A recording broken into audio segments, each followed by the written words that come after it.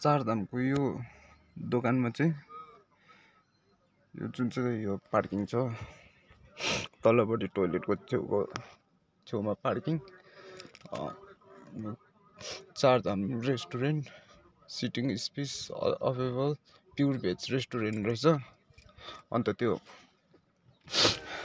यस्तो साह्रो गरेछ कि त्यो आन्टीले, मैले त्यहाँ गएर चिया सारेर खाएर त्यहाँदेखि आन्टीलाई भने आन्टी खाजा के हुन्छ भनेर सोधेँ राम्ररी। अन्त आन्टीले भन्यो फ्राई राइस हुन्छ यस्तो त्यस्तो हुन्छ भन्यो, उसले पनि राम्ररी भनेको। अन्त मैले चिया खाएँ, मलाई फ्राई राइस बनाइदिनु नि भने। अन्त मैले टक्कै चिया खाएँ। अन्त त्यहाँदेखि म वासरुम गएँ। अन्त टोइलेट गरेर अब खाना अर्डर गर्दाखेरि चाहिँ के भनेको थियो भने भाइ यसरी अर्डर दिइरहेको छ, अस्ति 3-4जना केटाहरूले यसरी अर्डर दिएको थियो, अन्त पैसा नदिइकन मिन्स त्यतिकै अर्डर दिएर मात्र गयो, यस्तो त्यस्तो भन्यो। ठिकै छ आन्टी, मलाई 10-15 मिनट चाहिँ लाग्छ, म वासरुम गएर आउँछु, मलाई चाहिँ तर फ्राइड राइस बनाइदिनु भने मैले। अनि त्यहाँदेखि म टोइलेट गएर टक्कै गाडीमा मात्रै आइपुगेको थिएँ। त्यहाँदेखि यहाँ वालेटहरू निकाल्दै मात्रै थिएँ, अन्त फोन निकाल्दै थियो, टक्क आएर तँ यहाँ आइज भने त्यो आन्टीले। अन्त हजुर आन्टी भने।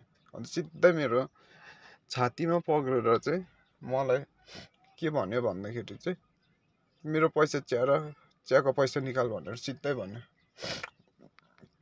अनि त्यहाँदेखि किन आन्टी के भयो अन्त मैले खाना अर्डर दिएको थिएँ त भन्दाखेरि तँ साला भाग्छस् हो यस्तो त्यस्तो भन्यो। म भागेको पनि थिइनँ, म सिधै भर्खर गाडीमा आएर त्यहाँ उयोहरू मात्रै निकाल्दै थिएँ। अन्त त्यहाँदेखि अन्त सबैको छेउमा अब सबैजना भेला भयो, त्यो आन्टीले मलाई पक्रेर चाहिँ उसको दोकान लाँदा यहाँ पार्किङदेखि। अनि त्यहाँदेखि च्याप्पै पक्रेर मलाई त्यहाँनिर एक झापट पनि हिर्कायो, मलाई सबैको छेउमा हिर्कायो। अन्त किन हिर्कायो भन्दाखेरि चाहिँ त्यस्तो चाहिँ अब के भन्छ मैले पो उनीहरूको खाएँ अरे, अस्ति पनि पैसा नदिइकन गएँ अरे।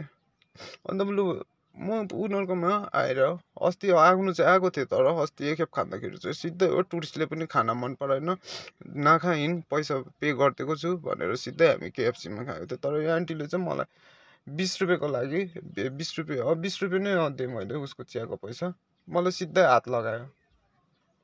त्यस्तो गर्नु हुँदैन नि त अरे, हामी ड्राइभर मान्छे त्यो पनि सबैको छेउमा गर्यो।